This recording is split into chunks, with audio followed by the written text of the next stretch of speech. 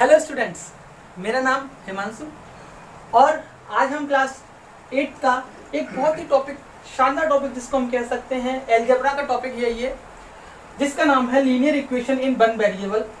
और इसे हम दोनों लैंग्वेज में पढ़ेंगे, चाहे वो इंग्लिश हो या फिर हिंदी हो, है ना। ये बच्चे शिकायत करते हैं, कंप्लेन करते हैं सर हिंदी में पढ़ाओ या इंग्लिश में पढ़ाओ। मैं दोनों में पढ़ाऊंगा जिससे कि आपको कोई प्रॉब्लम ना आए। ठीक है, तो बच्चों स्टार्ट करते हैं। और मैं आपको बता दूं, जो भी बच्चा अगर मैथ को लेकर परेशान है या फिर मैथ पढ़ता है तो बोलता है कि मैथ समझ में नहीं आता है या फिर मैथ में कोई समस्या आती है, तो समस्या को लेकर इरिटेट नहीं होना है। हमें ये जानना है कि मैथ क्या कहता है। अगर हम बात करते हैं मैथ्स की, तो मैथ्स क्या कहता है? मैथ्स ये कहता है कि हमारे जो कॉन्सेप्ट्स होते हैं उन कॉन्सेप्ट्स को क्या करना है? प्रैक्टिकली समझना है। उन कॉन्सेप्ट्स को क्या समझना है? प्रैक्टिकली समझना है। यहाँ पर प्रैक्टिकल से ये नहीं निकलता है कि लैब में जाके प्रैक्टिकल करना है। प्रैक्टिकल का मतलब ये होता है कि जो हमारे जितने भी वर्ड्स होंगे मैथ में, उन वर्ड्स को अच्छे से एक्सप्लेन करना है, अच्छे से हमें क्या करना है? समझना है। ठीक है, तो स्टार्ट करते हैं हम इस टॉपिक से, जिसका नाम है linear equation in one variable. तो सबसे पहले हम स्टूडेंट्स बात करते हैं वेरिएबल्स। ये जो टर्म है ना, बहुत इंपॉर्टेंट टर्म है, बहुत ही इंपॉर्टेंट है। ये आपको पता होना चाहिए कि वेरिएबल क्या होते हैं।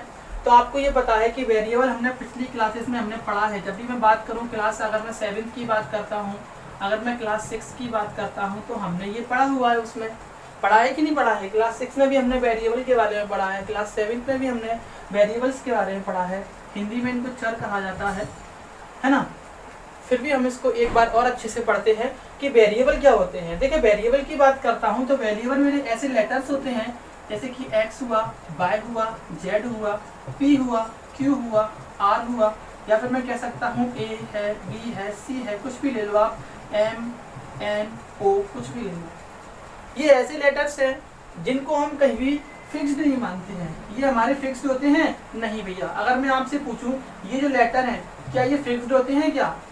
आप कहोगे नहीं सर, ये लेटर फिक्स्ड नहीं होते हैं।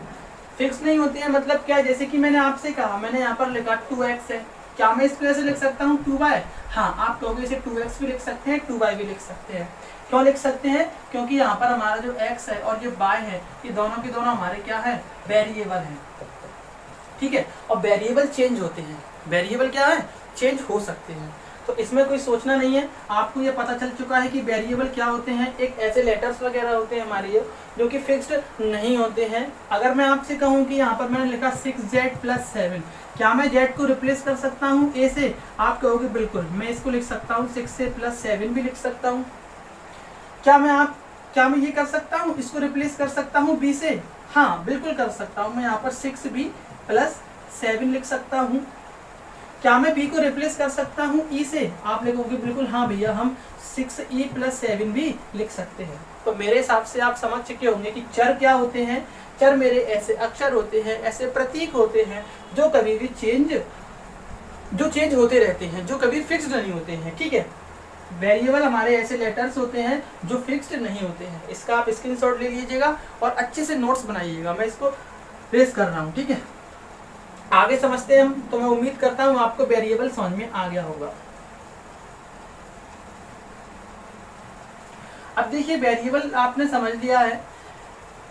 क्या आपने नॉन वेरिएबल के बारे में कभी पढ़ा है कि नॉन वेरिएबल क्या होते हैं? बच्चों, आपने नॉन वेरिएबल के बारे में पढ़ा है कि नॉन वेरिएबल क्या होते हैं? देखिए, उनको भी हम देखते हैं। नॉन वेरिएबल क्या होते हैं? नॉन वेरिएबल हिंदी में कहा जाता है इनको अचर। क्या कहा जाता है? इनको अचर कहा जाता है। अब मुझे एक बात बताओ, हमने अभी पढ़ा कि नॉन वेरिएबल का मतलब क्या होते हैं? ऐसी वैल्यू जो कि फिक्स्ड नहीं होती हैं, यानी कि नॉट फिक्स्ड। ये फिक्स नहीं होती हैं मतलब चेंज होती रहती हैं, यानी कि ये चेंजेबल होती हैं। अब इसके आगे क्या लग गया है प्यारे बच्चों? नॉन। इसका मतलब होता है नॉट, या फिर हम ये कह सकते हैं नहीं। मतलब ये कहने का तात्पर्य है कि ये वेरिएबल नहीं होते हैं। और वेरिएबल क्या होते हैं? जो फिक्स्ड नहीं होते हैं। तो कहने का मतलब ये है कि अगर ये फिक्स्ड नहीं होते हैं तो मेरे नॉन वेरिएबल कैसे होंगे प्यारे साथियों?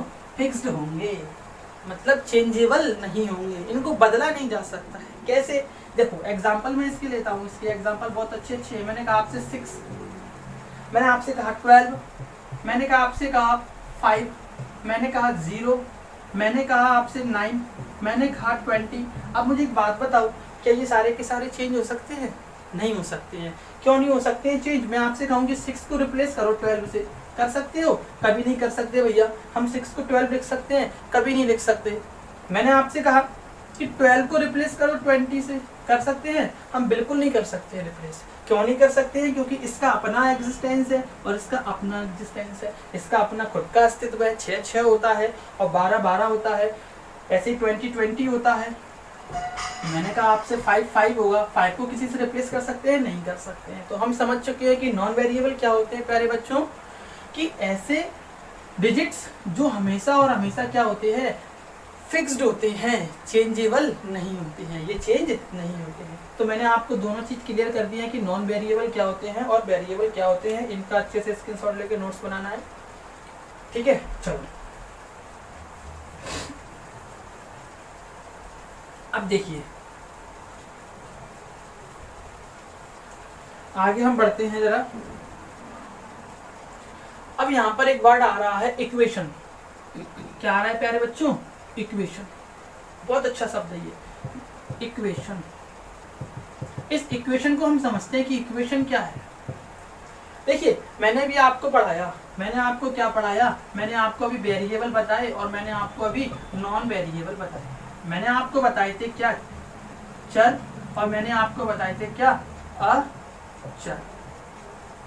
बताए थे कि नहीं बताए थे? वेरिएबल क्या होते हैं, चर क्या होते हैं? x हुआ, y हुआ, z हुआ। ये क्या हो गए?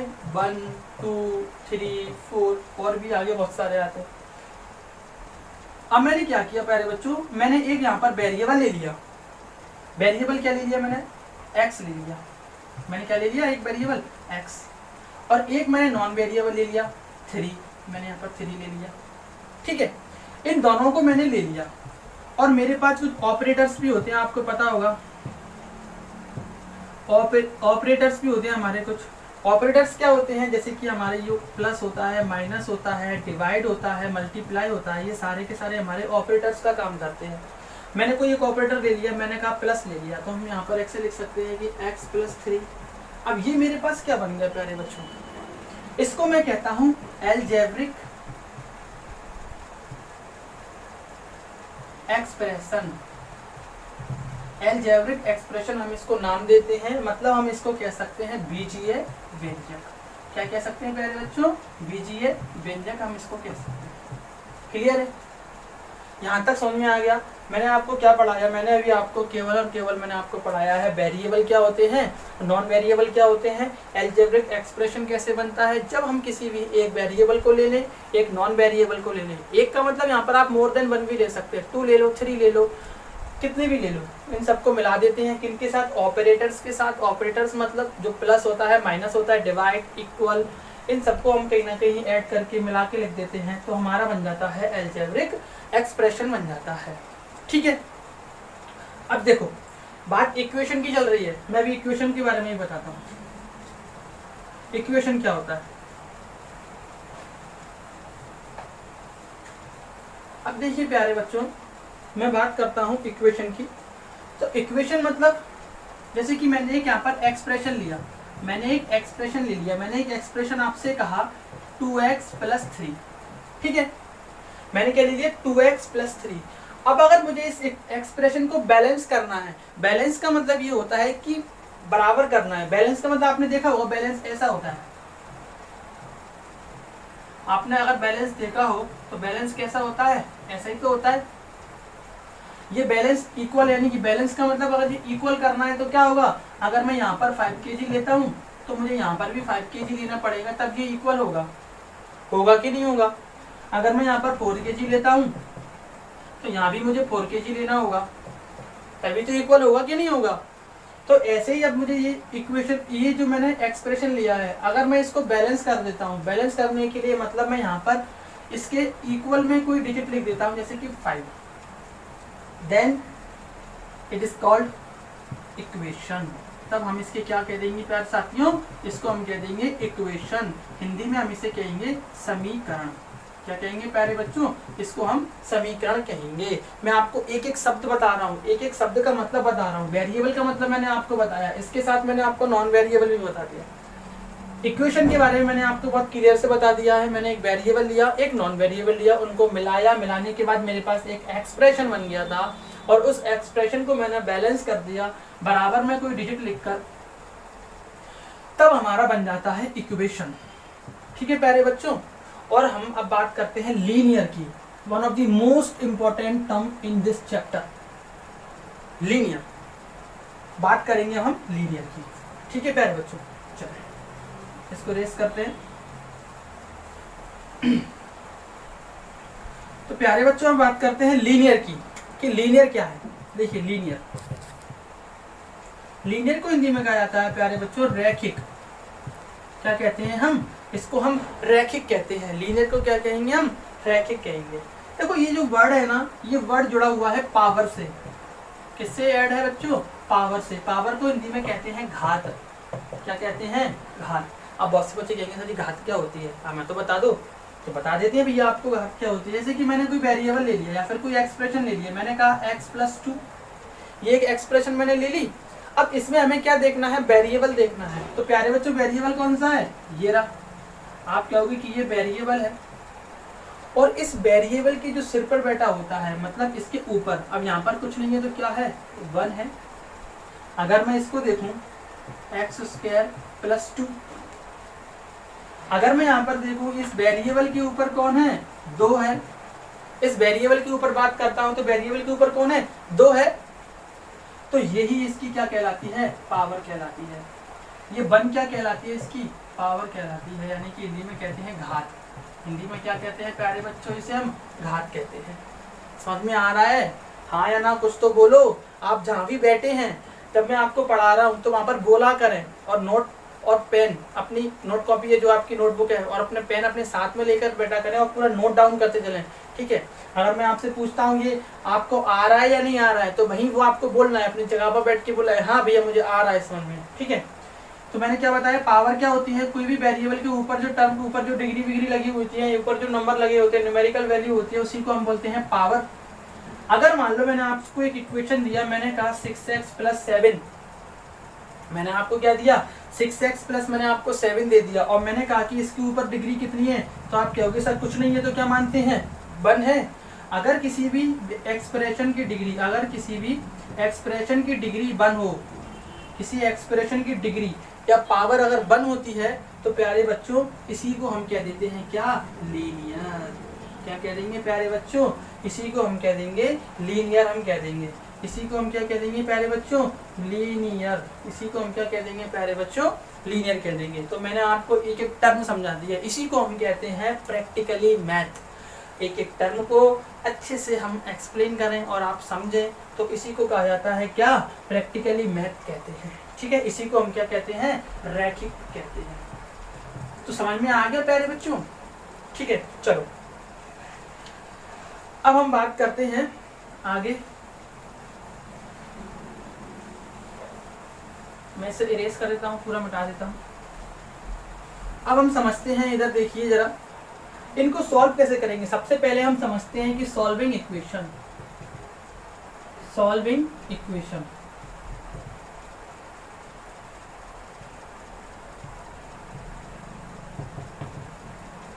हम इन इक्वेशन को सॉल्व कैसे करेंगे प्यारे बच्चों, इन इक्वेशन को हम सॉल्व कैसे करेंगे।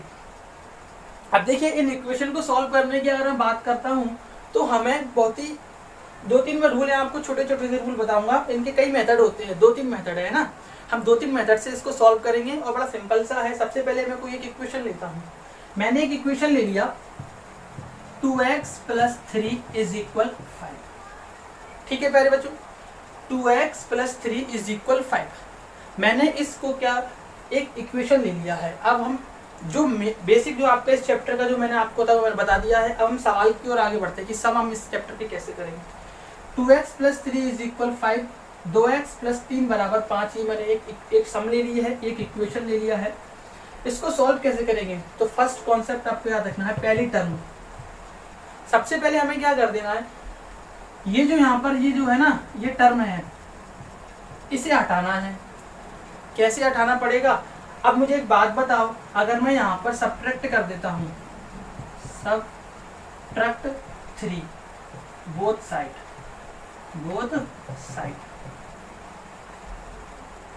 हमने दोनों तरफ क्या कर दिया, 3 को सब्ट्रैक्ट कर दिया, मतलब 3 को घटा दिया। हिंदी वाले क्या लिखेंगे, दोनों पक्षों में 3 को घटाने पर।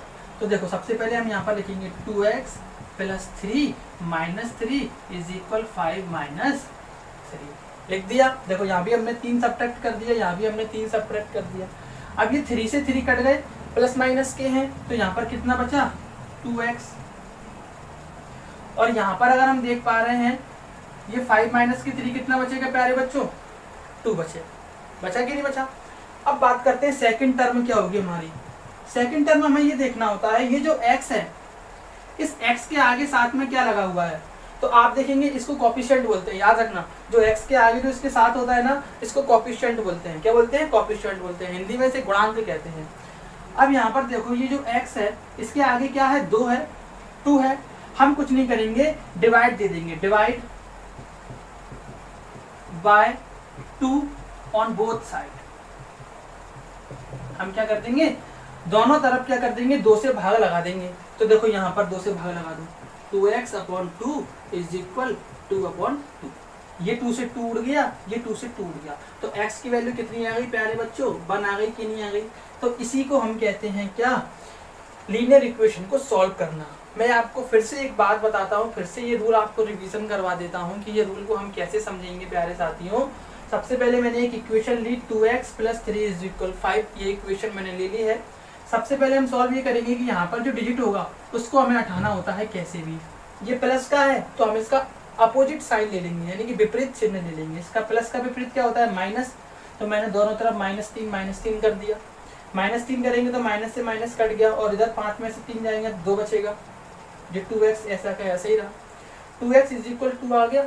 अब x के साथ आगे देख लो क्या है, प्लस का 2 है, तो दोनों में 2 से भाग लगा दो। यहाँ भी 2 से भाग लगा दिया, यहाँ भी 2 से भाग लगा दिया। देखो ये 2 से डिवाइड यहाँ कर दिया, 2 से डिवाइड यहाँ कर दिया, 2 से 2 कट गया, ये 2 से 2 कट गया। तो x की वैल्यू प्यारे बच्चों कितनी आ गई, 1 आ गई है। उम्मीद करता हूँ कि आपको लीनियर इक्वेशन सॉल्व करना आ गया होगा। एक दो छोटे छोटे सवाल मैं और लेता हूँ, फिर हम आगे बढ़ते हैं।